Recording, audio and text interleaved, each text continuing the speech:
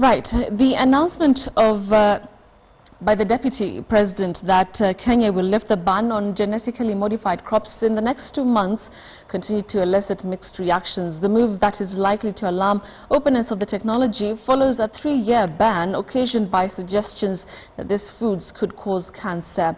Professor Genetically says the debate is actually healthy. And to start off this debate, let's take a look at this clip. In a matter of a month or two, we should be able to be out of the back.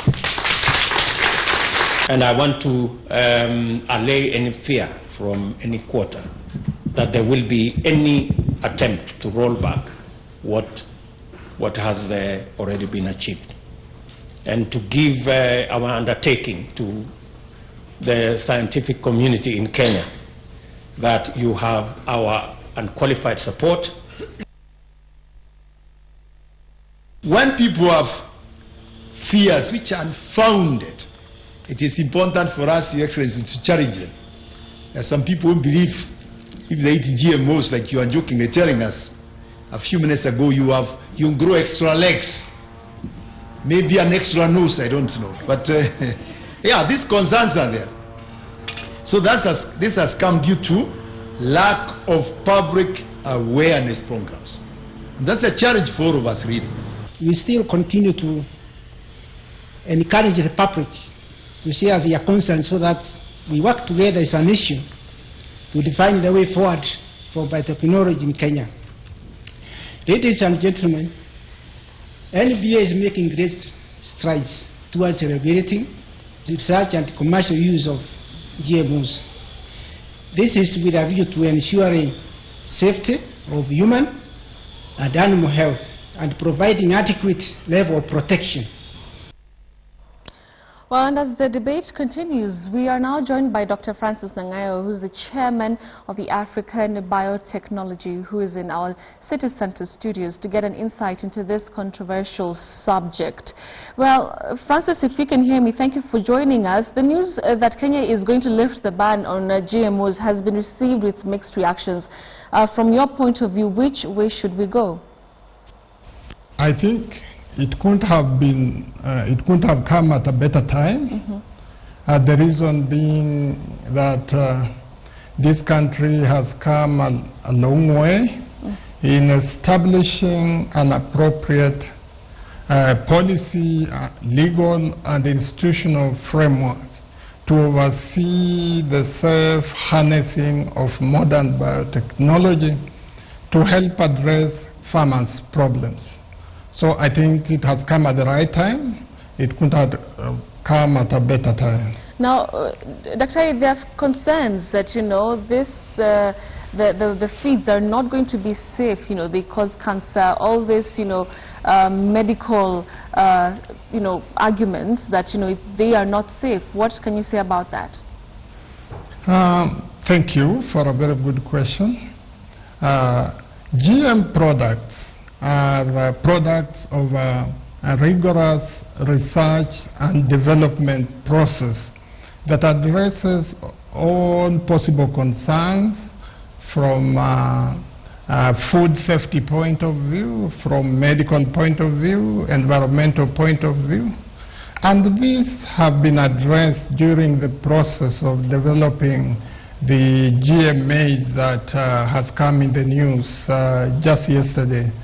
So I don't think there is any need for any concerns at all. And furthermore, there is a national competent authority to address all matters regarding biosafety called the National Biosafety Authority. So we are in good hands. The product has come from Kenyan institutions, carried out in the Kenyan environment, and a request has been made to the National Biosafety Authority to first and foremost look at the safety of this product and then grant approval if they establish that it's safe. So we are following all the due process, and I don't think there is any need for concerns at all. With the lifting of this ban, do you think Kenyans are actually informed enough to, kind of like embrace this this new sort of, so to speak, kind of food? Do you think that more needs to be done in terms of informing and educating Kenyans on the same? Yeah, thank you for the question. Information needs to go on, but I would like to perhaps qualify that GM technology has been commercialized around the world for the last 20 years. The first time ever was in 1996, and we have seen over the years a progressive increase in adoption of GM crops from what was just under 2 million hectares in 1996 to 181 million hectares last year. 100% fold increase. Just to show you that it is a technology that is acceptable by farmers, and it has never harmed anybody over the years. Finally, Dr. once we adopt this, the technology fully, tell us about the benefits in terms of what changes will we see in terms of food supply in the country. Thank you. The first benefit is that GMOs that is just about to be considered for commercialization in Kenya will increase farmers' yields and therefore contribute to our desire to attain food security. Secondly, it is also has an inbuilt protection against insect pests. It therefore means that farmers will not have to spend lots of money buying insecticide.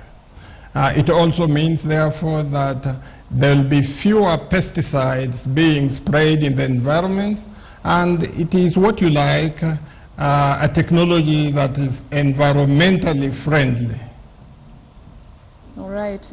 Thank you very much, Dr. Francis Nangayo, who is the chairman of Africa Biotechnology, joining us and giving us some insights on this new, not even new, this issue that has now come to light, the lifting of the ban of genetically modified crops.